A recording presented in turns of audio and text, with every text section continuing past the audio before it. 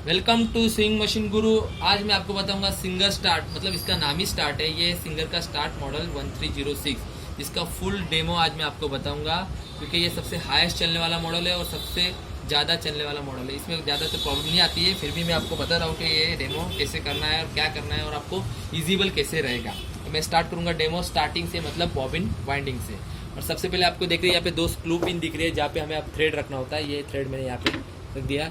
इसके बाद से थ्रेडिंग करने से यहाँ पे एक लूपर दिया है जिसके एक स्क्रू आता है। इस स्क्रू के नीचे से आपको थ्रेड को यू टर्न करना है, ओनली फॉर यू टर्न करना है, बार बार यू टर्न करने की कोई जरूरत नहीं। एक नॉर्मल बॉबिन में थ्रेड थोड़ा क्लॉकवाइज रिवाइंड करने के बाद बॉडी के ऊपर राइट साइड में आप देख सकते हो एक रॉड है जिसको हम कहते हैं बॉबिन वाइंडर। इस बॉबिन वाइंडर के अंदर इस बॉबिन को प्रेस करना है। ऐसे प्रेस करने का हमें ये देखना है कि थ्रेड की पोजीशन बैक साइड, मतलब पीछे की साइड होना चाहिए। देखिए ये ऐसे, मतलब ये ऐसे घूमेगा, ऐसे रिवाइंड करना होता है। अब देख सकते हो रिवाइंड करने के बाद इस बॉबिन वाइंडर को राइट साइड क्लिक करना है। ऐसे मैं फिर से आपको दिखाता हूँ, इस बॉबिन को राइट साइड क्लिक करना है जो इस टॉपर को टच हो जाए। यहाँ पे बाकी मशीनों की तरफ व्हील को बाहर खींचने की कोई जरूरत नहीं आती है, ये ऑटोमेटिकली ऑपरेट होने लगता है। अभी मैं नीचे से एक्सीलेटर स्टार्ट करने के बाद आप देख सकते हो बॉबिन ऑटोमेटिकली रिवाइंड होना चालू हो जाएगा। आप चाहे कम भरोगे तो ऑटोमेटिक बंद करने की कोई जरूरत नहीं, फुल भरेगा तो ऑटोमेटिकली बंद हो जाएगा। कम भरना तो आप इमीडिएटली एक्सीलेटर से पैर उठा सकते हो तो मशीन आपका ऑटोमेटिकली स्टॉप हो जाएगा। स्टॉप होने का देख सकते हो। फिर से जो बॉबिन की हमने प्रोसेस की उसे फिर से रिवर्स करना है। इसे लेफ्ट साइड क्लिक करना है, बॉबिन को ऊपर निकाल के। यहाँ पे मशीन में एक और एक अच्छी चीज़ दी है जो है कटर। इस कटर से आप इसे यहाँ से सीधा कट कर सकते हो, आपको सीजर लेने की कोई ज़रूरत नहीं है। अब हम आएंगे शटल पोर्शन पे। यहाँ पे आपका शटल पोर्शन होता है, ये देखिए। सबसे तो फिर से बताता हूँ, किसी को एक्सटेंशन टेबल निकालने में बहुत दिक्कत होती है तो इसे सीधा लेफ्ट साइड ही खींचना है ऐसे, और लेफ्ट साइड ही इसे फिट करना होता है। ये निकाल दिया। यहाँ पे आपका ये दिख सकता है शटल। अब हम शटल में बॉबिन फिट करना तो ये भी इजी है, फिर भी मैं एक बार आपको दिखा देता हूँ कि आपको इजी है। अभी ये मेन तो किसी को धागा डालना आता नहीं, बॉबिन कैसे धागा को कैसे ऑपरेट करे। ये बॉबिन को अंदर इसे यहाँ पे धागा डाला, यहाँ पे एक छोटी ग्रिप दी होती है, इस ग्रिप के अंदर से धागा ऐसे, और ये लीवर के अंदर, ये देखिए। अभी यार लेफ्ट राइट करने की कोई जरूरत नहीं। और मेन चीज़ की डब्बी कैसे फिट करना है, क्योंकि ये है तो half shuttle machine, full shuttle तो है ही नहीं।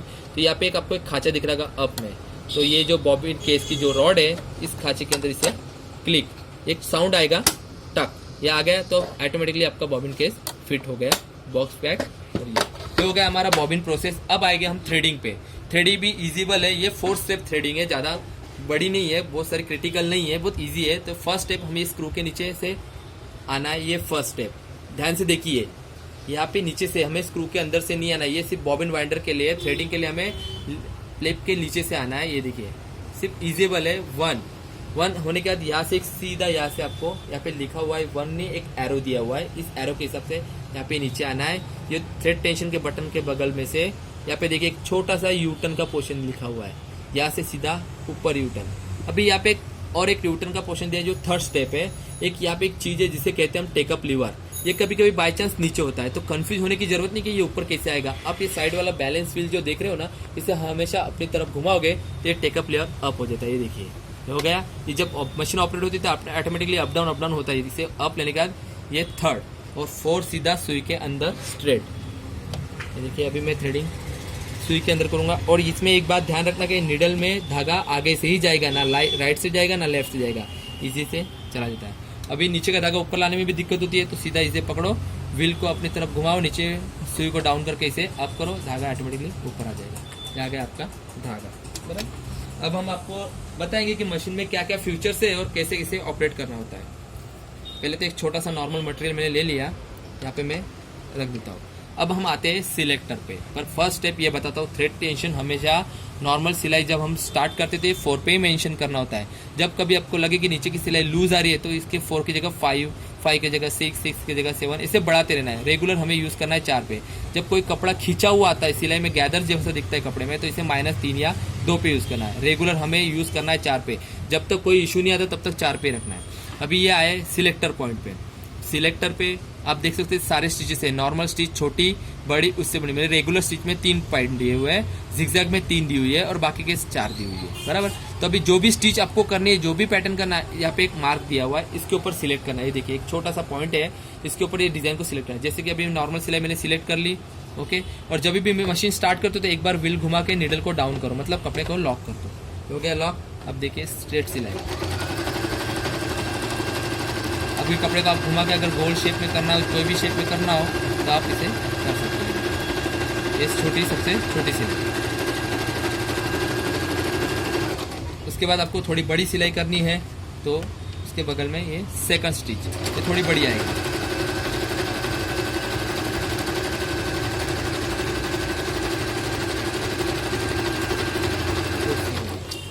ये देखिए 2 स्टिच हो गई। अभी तीसरी स्टिच उसके बीच में करेंगे। ये थोड़ा कच्चा टाका होता है, मतलब बाद में आप निकाल सकते हो, उसके लिए थोड़ी बड़ी टाके आती है। देखिए स्पीडली कपड़ा आपका आगे बढ़ेगा रहेगा और टाका थोड़ा बड़ा हो जाएगा। ये हो गई थर्ड नॉर्मल स्टिच। ये देखिए 3 टाइप की स्टिच। अब आप आते हैं जिगजैग पे। अभी आप आते हैं जिगजैग पे। जिगजैग में छोटा है, ये सबसे छोटी जिगजैग। किसी पे वर्क करना तो छोटी जिगजैग यूज कर सकते हो। उसके बाद सेकंड में दी हुई है थोड़ी बड़ी जिगजैग, ये उससे बड़ी। थोड़ा इसका लेंथ बड़ा हो गया और विड्थ भी बड़ा हो गया। आप देख सकते हो डिजाइन के ऊपर। देखिए ये छोटी है, ये बड़ी है। अभी अगर हम उससे भी बड़ी लेनी हो तो ये उससे बड़ी। 3 स्टिच जिगजैग में 3 स्टिच। ये पिको के लिए भी हम यूज कर सकते हैं, पिको का मैं आपको बताऊंगा।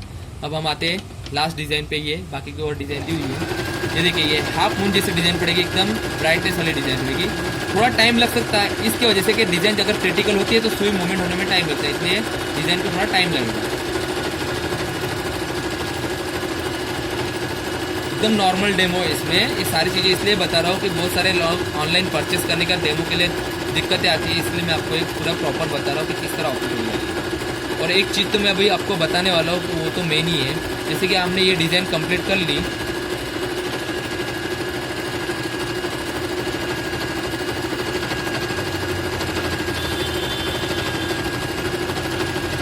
ये देखिए ये डिज़ाइन हमारी कंप्लीट हो गई। अब एक चीज़ का हमेशा ध्यान रखना है, जब आपकी नीडल के अंदर सुई हो तो कभी भी सिलेक्टर ऑपरेट नहीं करना है। नीडल कपड़े के अंदर डाउन हो तो सिलेक्टर कभी नहीं घुमाना है। हमेशा नीडल को पहले अप करो, व्हील को घुमा के, और फिर ही सिलेक्टर को घुमाओ, या ना फिर नीडल आपकी ना टूट जाए।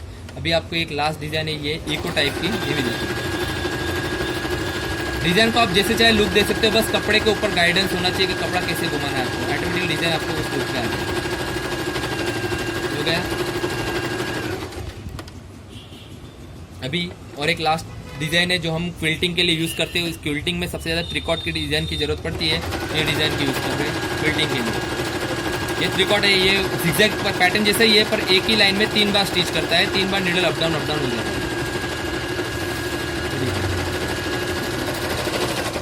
देखिए ट्रिकॉट की डिजाइन, डॉट डॉट ओनली मतलब ट्रिकॉट की डिजाइन। ये हो गए हमारे सारे पैटर्न, जितने स्टिचेस आती है हमारे सारे स्टिचेस हो गई है बराबर। अब बॉडी के ऊपर और एक आपको एक बटन दिख रहा है, जैसे ये।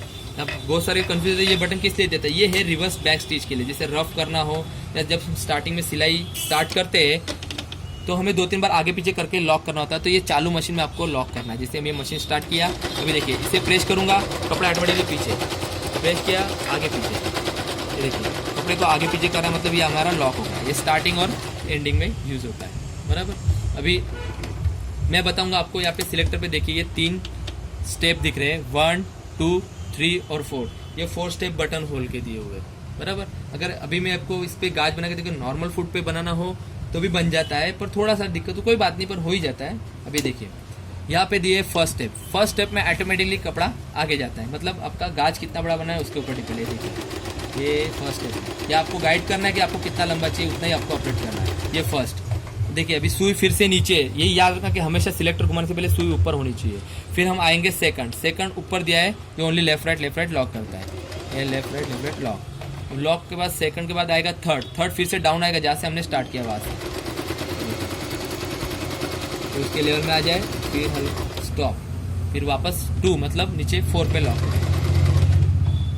ये देखिए आपका बटन होल रेडी। बस आपको बीच में से कट करना है, आप नॉर्मल फुट पे भी बटन होल बना सकते हैं बराबर। ओके, अभी उसके और फ्यूचर्स है और ऐसी चीज़ें है, पर ये नॉर्मल था, यहाँ से आप स्टार्ट कर सकते हो। नेक्स्ट वीडियो में आपको बताऊंगा कि इसमें जो फंक्शन है जैसे बटन और पिको फॉल करना होता है, पाइपिंग कैसे करते हैं, हम नेक्स्ट वीडियो में बताएंगे। अभी के लिए इतना ही है। अगर हमारा वीडियो आपको अच्छा लगा तो लाइक शेयर और सब्सक्राइब करना ना भूले। Thank you so much.